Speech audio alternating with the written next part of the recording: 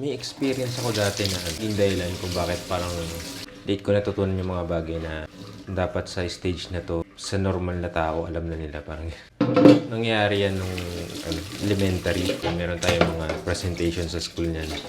Pag mga Christmas party, ganyan, sayaw, kanta. Naisama ako sa sa sayaw. Siyempre, sa mga practice, okay pa. Yan, feeling ko lang time na yun. Ang ganda ng mga moves ko, ginagawa ko sa bahay. Feeling ko ang ganda, ganyan. Tapos yun, yung time na presentation na nung sayaw namin. Yun na, start na. Sayaw na kami. Ngayon, napansin ko yung mga classmate ko dito sa gilid. Classmate or schoolmate. Hindi ko na rin matandaan eh. Nahappy, nagtatawanan ako. Siguro, paingkoy ako gumalaw. Ayun, yung feeling nun, nakakawala ng confidence. Kasi feeling mo sarili mo, di ba? Ang galing-galing mo. Tapos makikita mo yung ibang tao na pinagtatawanan ka. Alam mo, mukha pala akong tanga dito. Doon ko naisip na huwag seryosohin yung mga bagay.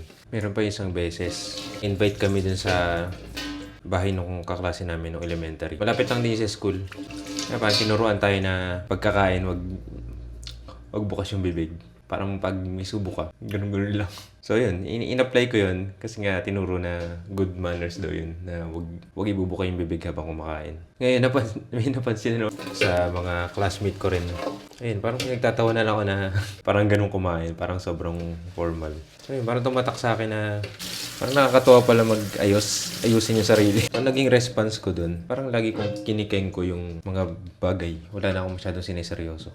Parang may maidahilan ako. Ayun, example, kunwari sa sayaw, hindi na ako nagseseryoso. Lagi lang kulitan, ganun. Pero kung sakaling may magtawa sa akin, at least talagang niloko-loko ko lang. At least masabi ko na hindi ko talaga inayos. Kinengkoy ko lang, parang ganun. Yun, parang naka-apekto siya sa akin hanggang paglaki ko. Ganun lang. Parang wala akong sineseryoso. Kaya sa school halos wala akong natutunan eh. Kasi tumatak sa akin na pag inayos mo yung isang bagay, nakakatawa ka. Ganun. Anong high school, may reporting. Dapat kikengkoyin ko lang, ganun. Hindi ko siya gagawa ng paraan na ayusin. Ayun, kasi feeling ko, mukhang tanga pala pag inaayos eh. Sabi yung experience pala na yun, talagang nakakawala siya ng confidence. Hanggang college, nadala ko yun. Ayoko makinig sa teacher. Hindi cool yun pag nag-aaral ka. Parang nakakatawa kapag nag-aaral ka maayos. Kahit sa pagkikwento, simpleng kwento, hindi ako marunong magkwento. Tingnan niyo yung kwento ko ngayon, ang gulo. Ang tagal mag-process. Sobrang konti ng words na alam ko. Kaya pag magkikwento ako, nagahang ako, bagal. Ito ko hindi ko pa i-edit. Yun, parang ang nangyari nun. Nagkaroon ako ng mga basher dati. Naisip ko na wala ako matututunan kapag lagi kong iniisip yung sasabihin sa akin ng ibang tao. Kaya ngayon kahit parang nakakatawa ako magsalita, hindi ako marunong magkwento, popost ko pa rin. Wala na akong pakialam kung ano sabihin sa akin.